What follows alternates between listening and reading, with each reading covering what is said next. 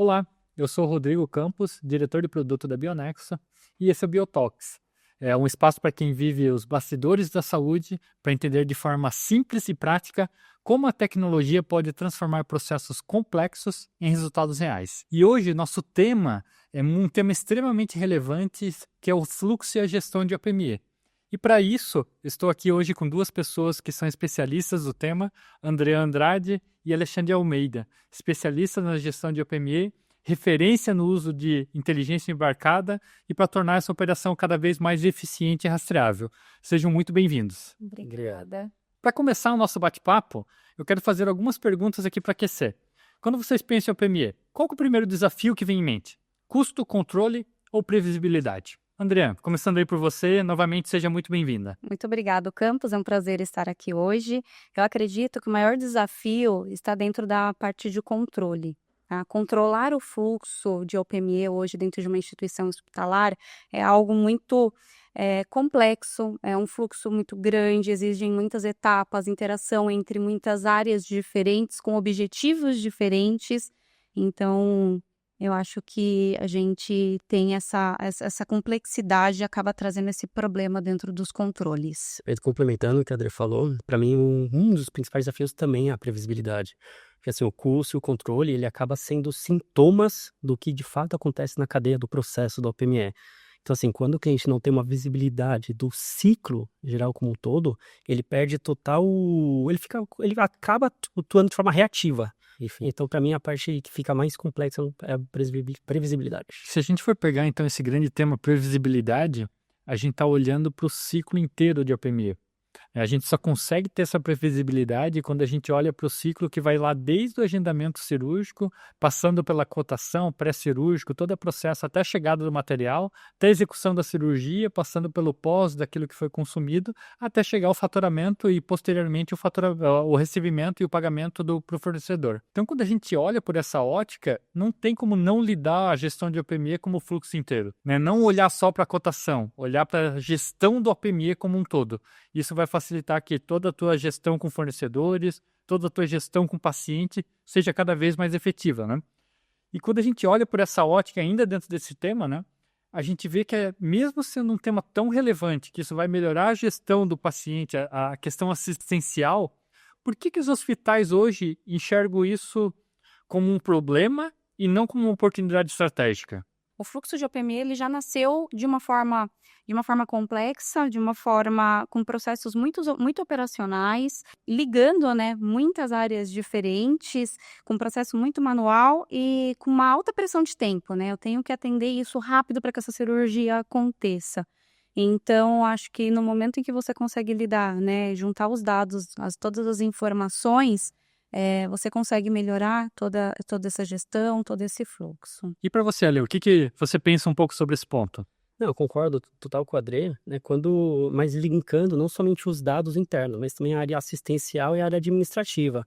Quando essas áreas estão totalmente ligadas, a gente consegue detectar certos padrões de utilização dos materiais, linkando a utilização a solicitação do médico, foi cotado, que foi autorizado, e o fluxo da central de OPME para ser visto realmente como um centro, o que é visto como centro de custo, acaba virando um centro de rendimento, um centro de inteligência daquela operação.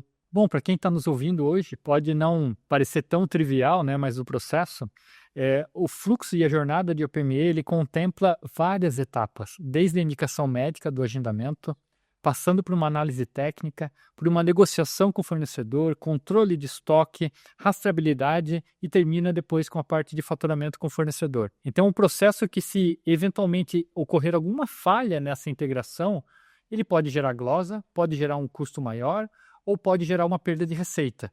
E ainda, talvez, até um impacto mais grave, que é impactar direto no paciente. Dito isso, Ale e Trê, por onde começa a gestão de OPME na visão de vocês? É na indicação médica, na negociação ou na autorização do convênio? Aonde que começa todo o ciclo de OPME, na opinião de vocês? Com certeza, na indicação médica, né? Mas ela deveria ser uma análise até anterior a isso, porque quando a gente fala ali da indicação médica, de acordo com os insights, padrões de uso, padrão de utilização dos materiais, historicamente a gente consegue ajudar que essa prescrição médica ela tenha mais, ela seja mais bem-sucedida, ela seja melhor solicitada, né. Então, utilizar essa inteligência para ajudar inclusive desde o da indicação médica, faz com que o processo ele nasça de uma forma melhor, de uma forma mais estruturada, e aí o processo flua de uma forma melhor até o final. Perfeito. E para você, Alexandre, aonde começa a gestão de OPME? Não, também, com certeza na indicação médica. A gente tem inteligências embarcadas que conseguem justamente prever esses dados que foram não somente por base da experiência, mas também por base das evidências, para justamente ter um certo balizador em que o médico está solicitando versus o que ele de fato utiliza. Então, justamente, começa na parte da solicitação médica, mas o processo como um todo deveria começar bem antes. Está tudo ligado, né? Quando a gente olha, independente, eu acho, de onde começa, né? O que vocês citaram muito forte é a integração entre eles. Em todas essas etapas, a gestão do OPME não é uma etapa. Ela começa, sem dúvida, no agendamento cirúrgico, na indicação médica, mas ele tem que ser muito fluido para que toda essa gestão realmente cada vez mais seja mais eficiente. De novo, evitando que tenha problema de receita, de glosa, que tenha eventualmente custo adicional que não precisaria ter, ou até impactando o paciente diretamente, né? E quando a gente olha para essa gestão do fluxo como um todo, Trê, assim, qual que é o ponto mais crítico da cadeia? Tem algo invisível ali de quem está fora da operação que eventualmente passa desapercebido? Que dica você pode dar para quem está nos ouvindo? Quando a gente, olhando o processo, né, de OPME, para mim a parte mais crítica é atender o paciente dentro da qualidade, né, necessária, dentro do prazo pré-estabelecido e esperado pelo paciente e pelo médico. Então, toda essa parte assistencial, para mim, é o ponto mais crítico. O paciente não pode deixar de ser atendido, né? E aí, quando a gente fala de algo que seja invisível no fluxo, eu acho que a gente olha muito para a questão dos cadastros. Hoje, no fluxo de OPME, o cadastro ele é algo que dá muito trabalho. Então, a gente tem as codificações do Anvisa, referência de fabricante, tabela TUS, tabelas de operadoras, cada uma com seus códigos diferentes, tem as documentações de fornecedores. Então, fazer toda essa gestão para garantir essa qualidade, para que o paciente receba ali o melhor, algo que realmente está aprovado, e ainda assim também garantindo que depois ele vai conseguir garantir a receita dele no final. Então, fazer todo esse vínculo desses cadastros, eu acho que é o que é mais invisível para quem está de fora, mas ao mesmo tempo mais complexo para quem está vivendo isso no dia a dia. E se a gente for pegar hoje, né, a grande questão, principalmente dentro da solução de OPME que tem na Bionexo, tem um detalhe muito relevante que é o nosso cadastro único Bionexo, que é uma forma de padronizar o que o hospital ou operador está falando juntamente com o fornecedor. Então, eu tenho uma garantia que eu estou falando daquele produto, daquele Anvisa, com aquele descritivo. Então, eu tenho uma forma de padronizar isso e fazer lá com que todos esses elos falem a mesma coisa. Então, isso é realmente muito relevante quando a gente olha dentro dessa perspectiva, né? E se a gente for pegar, Lê, indo um pouco dessas etapas, considerando aí o ciclo inteiro do OPME, aonde que as instituições hoje perdem mais dinheiro? Bacana, você poderia afirmar que seria na parte da autorização. Ela está diretamente linkada ao que a Adri comentou em relação ao cadastro. Hoje, só complementando, no nosso clube, a gente tem uma inteligência embarcada também que consegue fazer essa automação, essa padronização no cadastro, com integração praticamente direto com a Anvisa, para pegar o rotulagem, descrição de uso, código de referência, vencimento, assim como o TUS, o da ANS, pegar o TUS também do material. E com essa metodologia, lá na parte da autorização, a gente consegue prever erros de cadastro, para não dar problema com glosa, para não dar perda de relacionamento também entre o hospital e o fornecedor, que também é impactado em relação ao cadastro que não está consolidado entre os elos, operador e hospital. Então, para mim, a parte de autorização, ela é bem delicada nesse processo, onde tem a maior parte do dinheiro parado. E você falou um negócio que a gente acabou de passar no nosso episódio 1, falando de ciclo de receita, aonde estão os principais gargalos, e a Ionara citou realmente a parte de elegibilidade e autorização. Muito em linha do que vocês acabaram de falar. Então, quão relevante é o fluxo de receita juntamente com a gestão de OPME? Eu ter essa informação da elegibilidade do paciente, se o processo está autorizado, a automatização dessa autorização, vejo que é não só uma automatização, mas também uma forma de garantir que o fluxo está bem gerido.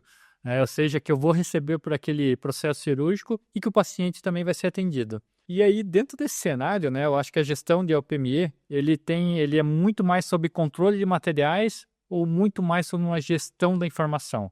Como é que vocês enxergam isso no ponto de vista de indicadores, informações e disponibilizar isso cada vez mais de maneira estratégica?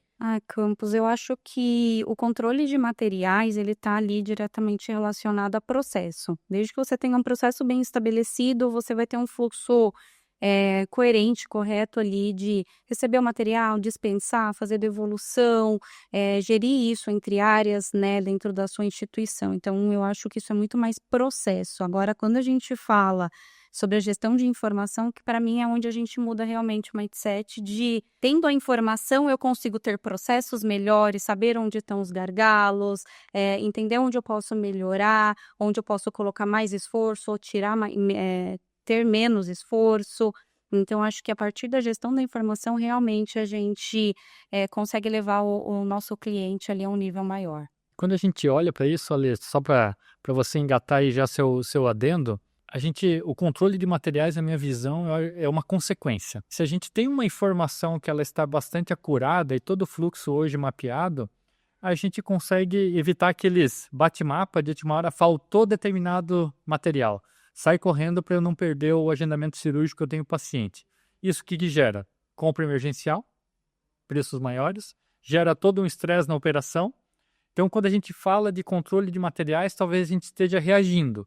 Mas quando a gente fala de gestão de informação, a gente vai estar muito em controle e posse para que a gente torne a operação mais saudável quando a gente olha para isso. Como é que você vê ali nessa questão aí de controle de materiais e gestão da informação?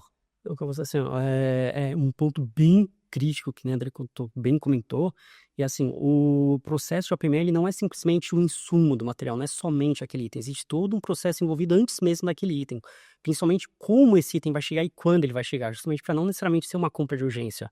Então, por isso que tem casos que existem materiais em consignação permanente. Fazer a gestão desses materiais em consignação permanente, em ter uma visibilidade real com o fornecedor da quantidade de itens que possui internamente, tanto para evitar rupturas, evitar excesso, perda por vencimentos, enfim, faz muito sentido ter isso dentro de uma solução para que faça o processo acontecer dentro do cadastro de forma bem transparente. Bem, indo agora para onde o caminho e aonde que o OPME pode travar, a gente vai detalhar um pouco mais as etapas, né, e os fluxos que são realmente muito específicos do OPME. E quando a gente olha para toda essa gestão, como tem diversas etapas, tem vários lugares que ele pode travar. Então, isso olhando, né, para o OPME, para a gestão de ponta a ponta, né? Desde a solicitação do médico, passando pela cotação, entrega do material, há dezenas de pontos aí que a gente olha e riscos de retrabalho. E aí, eu queria que vocês falassem um pouco mais de casos reais, né, e divergências de cadastro, desperdício de material que aconteceu um pouco no dia a dia. Tem alguns exemplos práticos disso? Como é que foi isso na visão de vocês?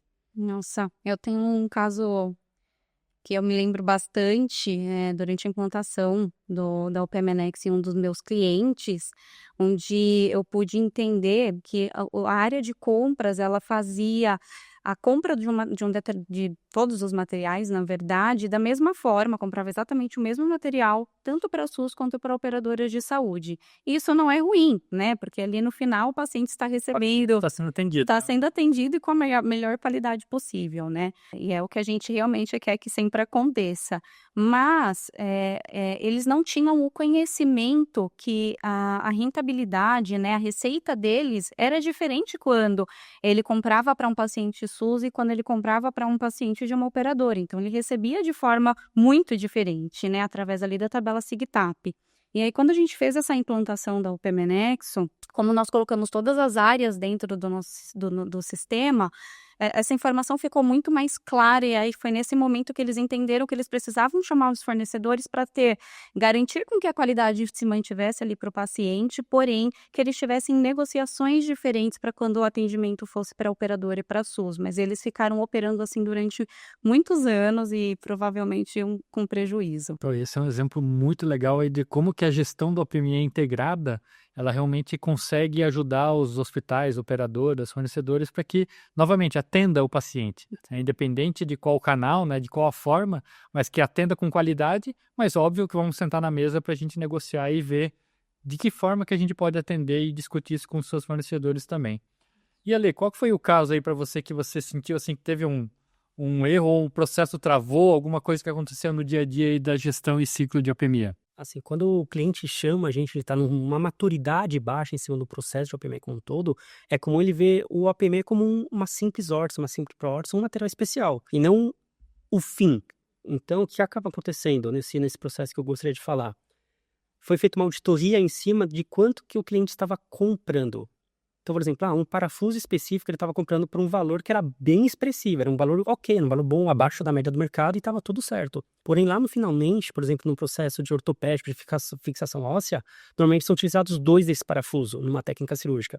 E para esse cliente que estava comprando abaixo do mercado, estava sendo utilizado 4, 5. Então, no final do ano, ele estava perdendo dezenas de milhares de reais por conta de um simples material que ele estava comprando mais barato, mas ele estava aplicando ele de forma adequada.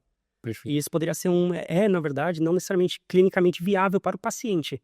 Então acaba gastando mais e não aplicando da maneira correta. Pô, que legal o exemplo, obviamente, né? O que a gente tenta evitar muito dentro da gestão e ciclo de OPME. Isso possibilita realmente que a gente dê essa visibilidade. Eu acho que esse é o principal ponto, né? E quando a gente olha para esse fluxo como um todo, implementar isso também não é trivial. A gente sabe que tem barreiras, tem resistências, e que momento que vocês enxergam que isso deixa de ser técnico e passa a ser cultural? Né? Quando que o retrabalho se torna parte do cotidiano? Quando a gente olha dentro dessa ótica e gestão do fluxo de OPME. Começando por você, Ale. Assim, Campos, quando o retrabalho ele é aceito normalmente, faz parte da rotina, quando começa a perceber que muitas atividades manuais, e quando eu digo manuais, e-mail, telefone, impressões, que são custos invisíveis também, que não faz parte na última linha do processo. Quando esses processos são vistos como normais, para mim é um custo grande, para mim começa a ser um impacto bem, bem significativo. Então a gente não pode aceitar que esse retrabalho é algo normal. Então para mim, informatizar ou automatizar esse tipo de etapas, para mim É essencial. E André, existe uma etapa hoje onde os dados eles trazem assim, um impacto imediato, né? Seja por custo ou seja por tempo? Aonde que você já viu e de que forma você viu isso? Eu acho que eu vou voltar ali naquele tema de autorização novamente. Eu acho que a autorização hoje é algo trivial dentro do processo de autorização, do processo de OPME. Então, quando você consegue automatizar esse fluxo, por exemplo, utilizando aí, né, os nossos produtos de RCM, ter uma autorização mais automatizada, com menos pessoas realmente precisando acessar sites da operadora para saber se está aprovado ou não, recebendo a informação de que foi negado ou que está faltando um dado que é imprescindível para autorização de uma forma mais rápida, você consegue trazer isso para dentro de casa, fazer a correção, pedir uma nova autorização num tempo menor e fazer com que essa cirurgia realmente seja autorizada ali de forma mais rápida, né? Acho que devido a gente tem uma concorrência, principalmente quando a gente olha para as grandes capitais, né? Dos hospitais, então aquele hospital que conseguiu autorização primeiro é o que vai conseguir trazer o paciente, o médico para dentro da sua instituição. Então, garantir essa autorização hoje, eu acho que é a parte mais trivial do processo e que vai economizar aí tempo.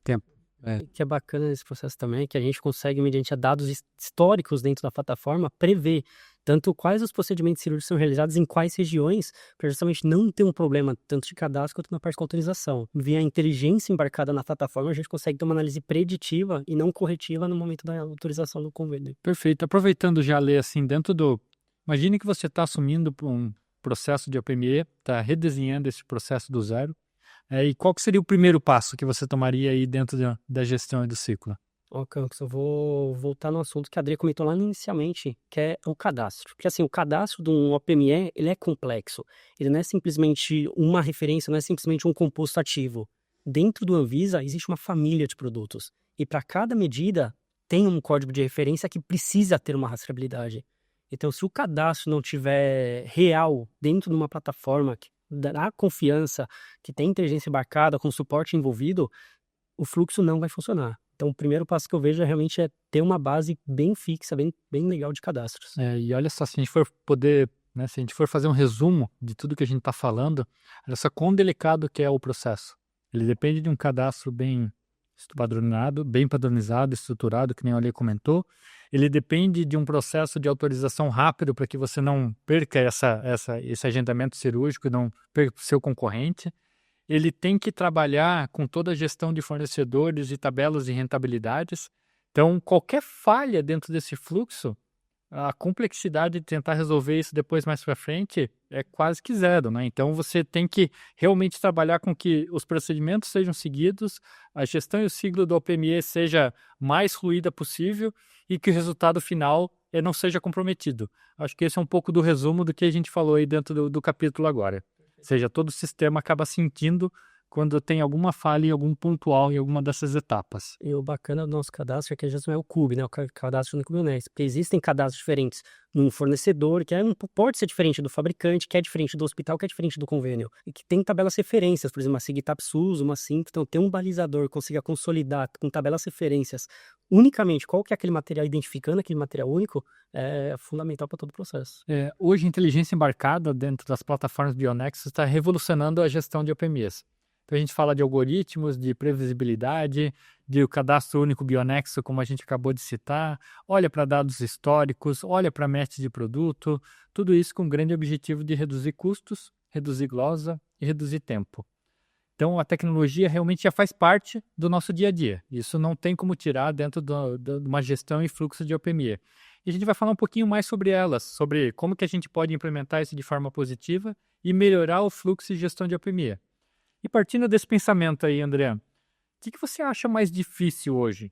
Digitalizar o processo ou mudar a mentalidade de quem gerenciou o OPME por 10, 15 anos dentro da mesma metodologia? O que diz um pouquinho da sua experiência aí? Campos, eu acho que mudar a mentalidade das pessoas se torna mais complexo, né? Porque elas estavam acostumadas a trabalhar de uma forma não informatizada, planilhas, e aí eu acho que isso está muito relacionado também ao alinhamento que a gente tem entre gestão e operacional.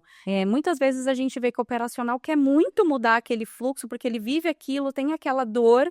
E ele quer trazer essa inovação, mas aí ele não tem o apoio da gestão, e muitas vezes é o contrário, a gestão quer ter mais visibilidade, quer entender o que está acontecendo e não tem o apoio da operação. Então, eu acredito que mudar essa mentalidade, fazer esse alinhamento, é o que vai acabar ajudando ali dentro nesse processo. Perfeito. E se a gente for instigar um pouco mais sobre a questão de tecnologia? Aqui, Ale, como é que a inteligência embarcada hoje pode ajudar aí a prever falhas, divergências, que o problema chegue no processo e no centro cirúrgico? O que a inteligência embarcada apoia na gestão do OPME? Campos, tem bastante coisa, mas eu posso colocar como evidências a identificação de padrões. Então, como que são realizados cada procedimentos cirúrgicos e ligando, logicamente, a área assistencial e administrativas e os tempos que ficam em cada uma das etapas. A gente consegue identificar qual é o gargalo em cada um dos processos, identificando lá no pós-cirúrgico quais materiais foram utilizados e onde que demorou mais tempo em cima dessas etapas. Então, acho que a inteligência embarcada fica muito em evidência nesses dois pontos. Perfeito, trazendo informações para onde estão nossos gargalos hoje, né? Onde que dentro do fluxo, óbvio que aí muitas das coisas já ocorreram, mas aprender com isso, né? Como é que a gente olha para a gestão de OPME e aonde que estão nossos principais tempos para a gente conseguir encurtar? Eu acho que esse é o principal ponto, primeiro, para otimizar a utilização de todo o meu centro de equipamento cirúrgico, para receber mais rápido e para conseguir atender mais paciente. Eu acho que esse é o principal ponto, porque você também vai estar melhorando a saúde como um todo, né? Então, não é só uma questão de tecnologia por tecnologia, né? Questão de tecnologia, eficiência e uma parte assistencial muito forte. Perfeito. E André, você como é que enxerga isso da parte de IA? O que ela pode colaborar dentro do processo, falando de IA generativa? Dá um pouquinho contribui um pouco com a gente sobre esse tema aí. Vou falar um pouquinho, Campos, sobre o pedido médico, que é algo que a gente está aqui trazendo para dentro da UPM Nexo, né? Hoje, todas as cirurgias nascem através de um pedido médico, que muitas vezes eles são manuscritos ali no receituário, num padrão TIS, ou até mesmo digitados, né? E esse pedido, ele precisa sair ali do papel, né? E precisa ser incluído na solução OPM Nexo. Então, uma das inteligências aí que a gente está trazendo é a digitalização desse pedido médico, fazendo com que a gente consiga ler esse pedido manuscrito ou digitado, trazendo já todos os dados do paciente preenchidos, todas as listas dos procedimentos que foram solicitados, os materiais que foram solicitados pelo médico, para evitar esse retrabalho, né, que a gente tem ali de um analista, um auxiliar de ler o que está no pedido médico e digitar dentro da UPME. Acho que essa é uma das iniciativas que a gente tem aqui. E eu acho que quando a gente olha um pouco mais para a linguagem natural, a gente pode trazer o exemplo aí da Lia, que atualmente ela está fazendo análise do tempo médio de cotação dos nossos fornecedores para cada uma das instituições. Então, antes dali, a gente tinha ali os indicadores, as informações de quantas cotações foram respondidas, quais os fornecedores que responderam essa cotação, e aí numa linguagem agora natural, simples e com um clique apenas, os gestores, os analistas, eles conseguem saber, né, qual tem sido o tempo médio de cotação da sua instituição, ter um comparativo com o nível estadual, com o nível nacional, saber ali quais são os fornecedores que demoram mais tempo para responder a cotação, e ainda tem algumas recomendações do que ele pode fazer para que ele tenha respostas mais rápidas. Então, aí também fica a utilização da Lia, que já está em produção com muitos clientes. Legal, e isso eu vejo como muito relevante, Andrea, porque se a gente for ver dentro do setor da saúde, é natural ter um turnover. Então, quando a gente olha, não necessariamente as pessoas que estão chegando ou tem diferentes perfis também dentro de maturidades diferentes dependendo da empresa, eu posso de maneira muito simples e através de linguagem natural dar insights e ser consultivo para os nossos usuários. Ou seja, a gente pode aumentar a maturidade de gestão da saúde. Então isso ali é muito mais do que ele consegue realmente traduzir números em recomendação de ação e já tomando ações, que é a questão dos pedidos médicos que a Andrea comentou. Então essa é a evolução natural que a gente tem aí de IA generativa dentro das soluções de OPME. É muito bacana ouvir falar sobre isso, tá? E voltando mais para o ciclo agora, mais para a questão do fluxo e do processo em si, né? Vocês acreditam aí que o OPME, ele vai ser autogerido, né? Ou seja, sendo decidido aí automaticamente qual que é o fornecedor mais eficiente, por exemplo? Como você enxerga isso, Alexandre? O Campos, assim, eu acho que vai demorar para chegar nesse ponto, tá? Hoje a gente está numa fase que a IA ela vai ajudar bastante na tomada de decisão, mas vai ser um pouco difícil a gente conseguir tirar o protagonismo do médico. Acho que vai ser bem difícil, na verdade. Assim, a gente consegue detectar padrões, nós conseguimos, com inteligência artificial, entender se o paciente está elegível, se o fornecedor está cotando rápido e por que não está cotando tão rápido, automatizar as autorizações junto aos convênios, fazer um processo integrado com o pós-cirúrgico, tanto no material físico quanto no que foi transitado entre as plataformas do ERP, até a chegada da nota fiscal. Mas eu acho que decidir, estamos evoluindo, mas eu acho que vai demorar um pouquinho para a gente chegar nesse ponto. Eu concordo com o Alexandre. Eu acho que a inteligência artificial ela vem bastante apoiar realmente dentro do processo, mas pode diminuir alguns trabalhos, gerar mais tempo em processos estratégicos, de forma estratégica, né? Mas realmente ser totalmente autônoma. A gente veio sempre muito, né? Tem muitas questões, a questão assistencial, né, que pode melhorar, a questão de análise de imagens.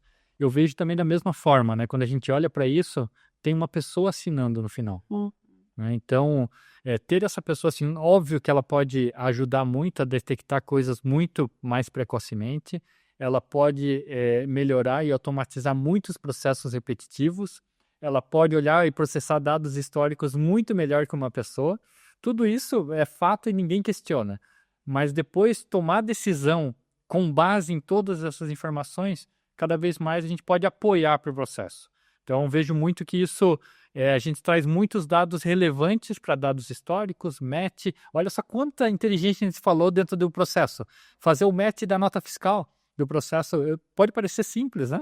Mas quem manda uma nota fiscal hoje não diz, né? Tem lá uma observação da ordem de compra. Como é que a gente faz um match disso com o paciente e já anexa dentro do processo do aviso cirúrgico e dá a pré-entrada na nota fiscal? Como é que a gente olha para dados históricos? Então, tudo isso é apoio à decisão. A gente olha que processamentos que certamente a gente não fazia no passado e que hoje é natural e já presente dentro das soluções. Muito bacana ouvir vocês falarem sobre isso, né? E daí, dentro dessa ótica ainda da tecnologia, né? Quais ferramentas aí, recursos hoje da Bionexo que podem ser verdadeiros game changers dentro desse processo? Quem lida hoje com OPME? Como vocês enxergam isso? Campos, assim, a gente tem, obviamente, uma plataforma bem robusta de gestão de OPME, mas é o que eu insisto em falar, o OPME não é simplesmente a órtese, a prótese material, há mais coisas envolvidas. Então, por exemplo, o nosso Game Changer é justamente ter um link direto, por exemplo, com a elegibilidade do paciente, que faz parte diretamente com o ciclo da receita, é na parte da autorização junto ao convênio, em cima de análises que foram feitas previamente, em cima de kits, protocolo cirúrgico, se está ou não está autorizado, quais materiais, quais tabelas, enfim, até na chegada do material na sala cirúrgica, ter uma rastreabilidade de quais materiais foram deslocados, se esse material está em consignação permanente, se eu tenho esse estoque disponível já para avisar de bate-conta para o fornecedor fazer um faturamento, uma reposição daquele material, fazer autorizações pós-cirúrgicas, enfim, e também tem uma integração diretamente com o Cefaz, que a gente consegue entender justamente fazer essa previsibilidade da nota fiscal, conciliação da nota fiscal, desculpa. Será que o fornecedor faturou exatamente de acordo com aquela ordem de compra para aquele CNPJ, com os materiais naqueles valores, aquela quantidade? Então ter esse match fora do padrão, que é da solicitação até o faturamento, mas que envolve os fatores externos, de materiais que vêm de fora, com essa rastreabilidade, autorizações, elegibilidade, isso você faz, eu acho que é o nosso grandes diferenciais.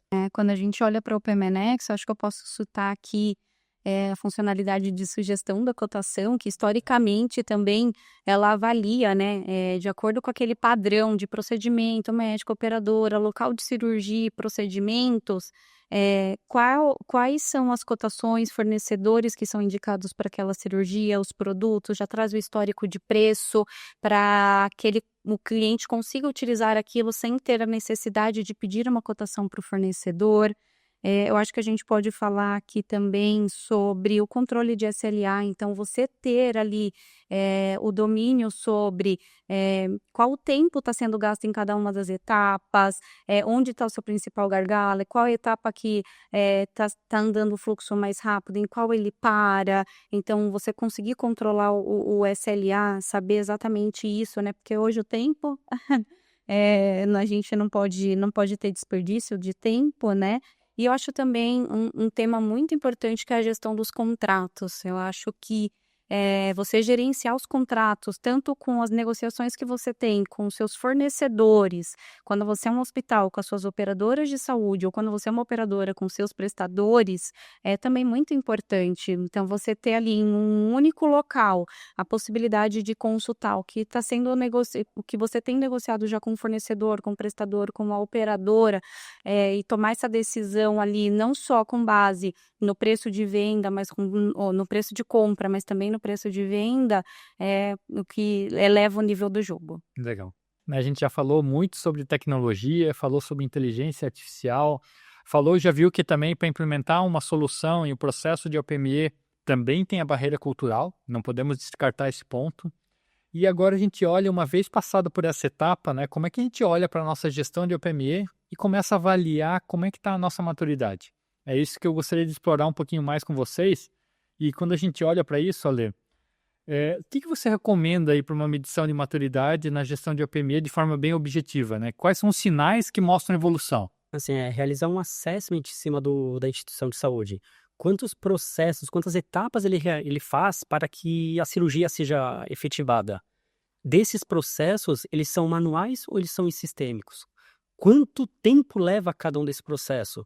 Se esse processo, por exemplo, leva numa impressão, porque querendo ou não, uma impressão é um custo invisível.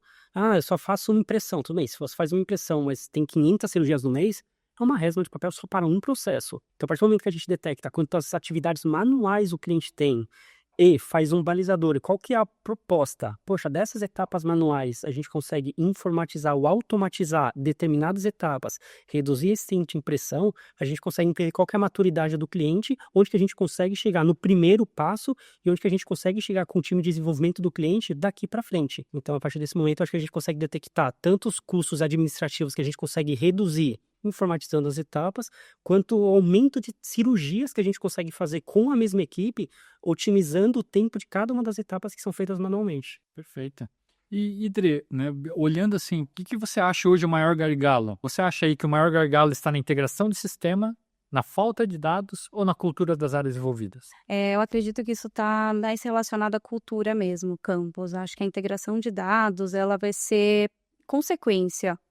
Os dados também vão ser consequências, né? A integração do sistema também, porque conforme você tem a cultura, as pessoas entendem ali de que elas estão passando por um processo, que isso vai ser uma mudança temporária, para que elas consigam depois se beneficiar mais para frente, tudo isso vai chegar depois como uma forma de consequência mesmo. E aí, caminhando já um pouco para as perguntas finais, né? Vou emendar duas perguntas em uma aqui, né? Se vocês fossem CEO de outro hospital, né? Estão assumindo agora, o que vocês olham e como é que vocês cobrariam aí o gestor de OPME? E como que hoje, o momento de OPME, deixa de ser um processo operacional e passa a ser uma fonte de inteligência estratégica, na visão de vocês, hein? Eu acho que eu cobraria desse gestor algo mais relacionado a ter claramente o mapeamento de todo o fluxo de OPME, entender como são os gargalos, onde, até porque em cada instituição, em cada hospital, cada operador, o fluxo de OPME acontece de uma forma diferente, envolve áreas diferentes, então ter isso claro vai ajudar a entender quais são os problemas, onde a gente pode melhorar. E geralmente, né, as pessoas já chegam com aquela sede de trazer economia, né? Eu preciso trazer resultado financeiro, mas na minha visão, o processo de OPME ele só vai chegar nessa parte de economia quando a gente realmente conseguir colocar um processo claro, fazer com que as coisas fluam, entender quais são esses gargalos. Então, eu focaria muito mais nisso, nesses 90 primeiros dias. Não. E você, Ale? Não, eu tô muito em linha do que a Adri tá falando. A gente pegaria esse exemplo dos últimos históricos, dos últimos 90 dias, 3 meses, de como que funcionam os processos internos. E o primeiro ponto não seria a economia imediata do material em si.